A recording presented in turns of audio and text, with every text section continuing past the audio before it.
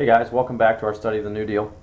We're going to be talking today about 15.5, the impact of the New Deal, and this section is a review of 15.1 and 15.2, so I see no reason to have a video, no reason for you to have to look at me anymore, and this this whole thing will go pretty quickly, so again, pause as you need to and fill in your notes.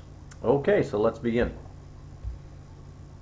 We're looking at your notes, your flip notes again is a spreadsheet, and number one deals with labor.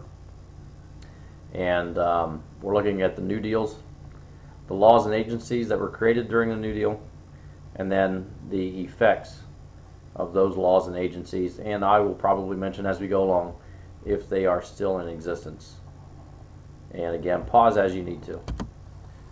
We have the Wagner Act, and as we learned earlier, this sets standards for wages and hours.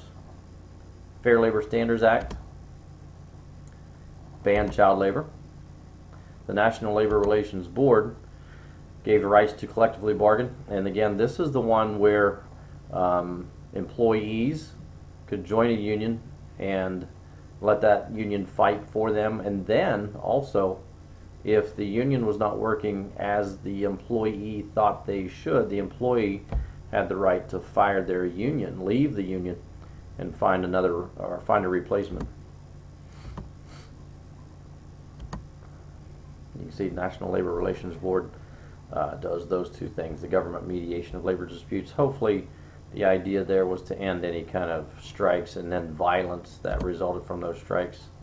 Another part of the New Deal dealing with labor was the National Youth Administration, creating jobs for young people, and the Works Progress Administration.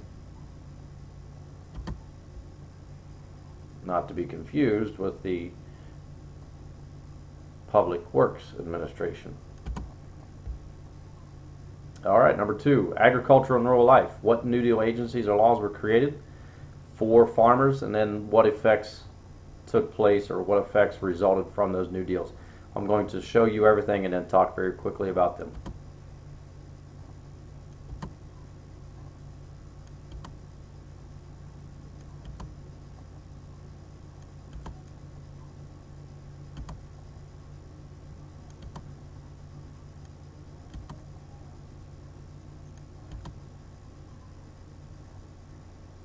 The AAA, Agricultural Adjustment Act, gave aid to farmers, farm price supports. What that means is it paid farmers to stop farming. It paid farmers to grow less. Like a physical, here is a check from the federal government for you to stop growing food. The purpose is to reduce the supply. When you reduce the supply, you increase demand, which will then increase cost, which will help farmers. Doesn't help the consumers, but it helps the farmers. Soil Conservation Service, to eliminate dust bowls, to eliminate dust storms. They taught farmers new methods of farming, such as crop rotation. Rural Electrification Administration, there's nothing on the right-hand side. Excuse me, sorry about that. There's nothing over here on the right-hand side about the REA. But it provided electricity to rural areas. Tennessee Valley Authority also provided electricity to rural areas, but it was specific to Tennessee. It was one of the few acts that focused on a specific dilapidated area. And when I mean dilapidated, I mean just completely run down, still living in the 1800s.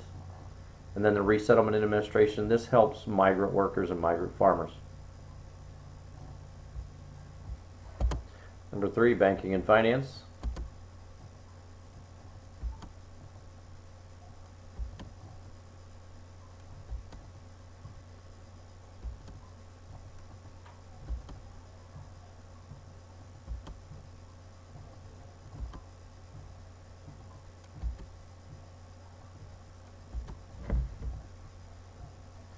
The Securities and Exchange Commission was created to monitor the stock market, to restore confidence in the stock market.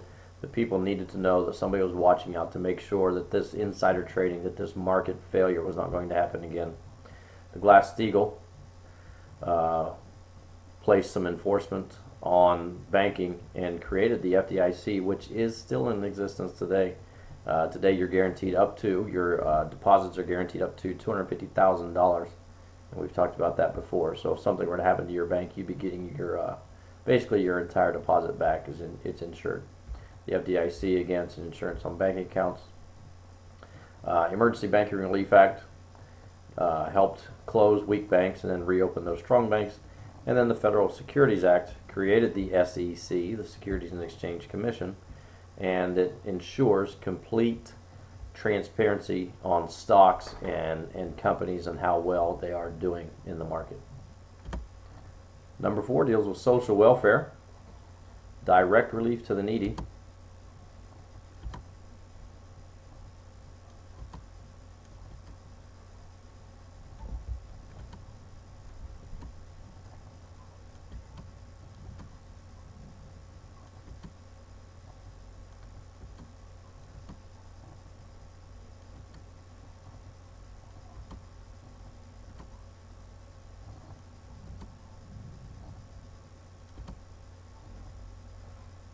Social Security Act was created to help people in their old age pension, or give people who are handicapped in some way who can't work. It's still in existence today. It works by the government takes a little bit of money out of each paycheck and sets it aside, and then when you reach retirement age, or if you reach a point in your life where you're not able to work due to some accident, you are given that money back. You can see on the right, Social Security created, or it has 3 lasting effects: old age insurance, unemployment compensation, and aid to families with dependent children. In the unfortunate circumstance, should a child lose a mother or father, or even worse, both, that child would receive Social Security checks from what the mother and father had set aside through their payroll deductions. Social Security cards are issued, or Social Security numbers rather, are issued at the time of your birth. Every one of you have one. And in the news more recently, we've seen a lot of stories about identity thefts, and one of the biggest ways people can steal identities is by gaining access to your Social Security number. So make sure when you guys start driving, you start buying, you start getting credit cards, things like that, when you become basically a consumer, please protect that Social Security number. Keep it hidden, and you probably should never carry your card with you. Just memorize your number and then keep it in a safe spot. The FERA, you can see the arrow there, gives direct relief to the needy. This literally is welfare in its earliest forms, just checks to families. And it also set up organizations to take a child off to the mountains for a week, something to give relief to the mother, and it provided housing and food to that kid, just basically like a camp. But that's what that money was all for. HOLC, Homeowners Loan Corporation, gave money to people so that they could stay in their homes. We see this today with the housing crisis that we've experienced over the last couple of years. We see the government encouraging, or some people might call it strong-arming, banks to come up with programs that would help people stay in their homes today. Whether that be lowering mortgage rates, or forgiving some loans, or lowering your interest rates, whatever the case may be. That's what the HOLC did today. And then, of course, we have work programs, PWA, WPA, and the CWA. And finally, number 5, New Deal laws that impacted the environment.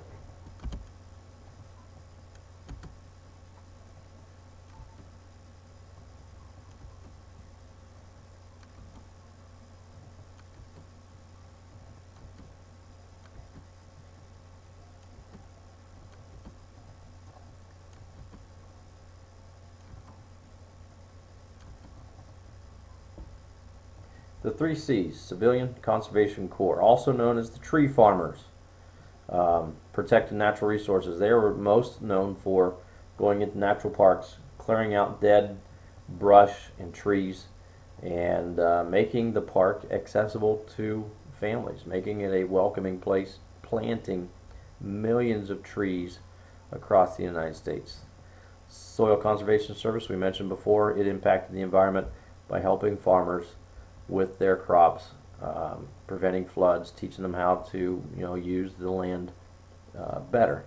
TVA, we talked about them, but they impacted the environment, cleaning up the environment, cleaning up pollution, and also building dams, harnessing the power of the rivers of running water to generate electricity, again, to that specific area of Tennessee. WPA is also known for building roads, and then the AAA, more soil conservation. And that is the end of 15.5. Again, just a summary. Go back through, make sure you haven't missed anything, and I will see you in class.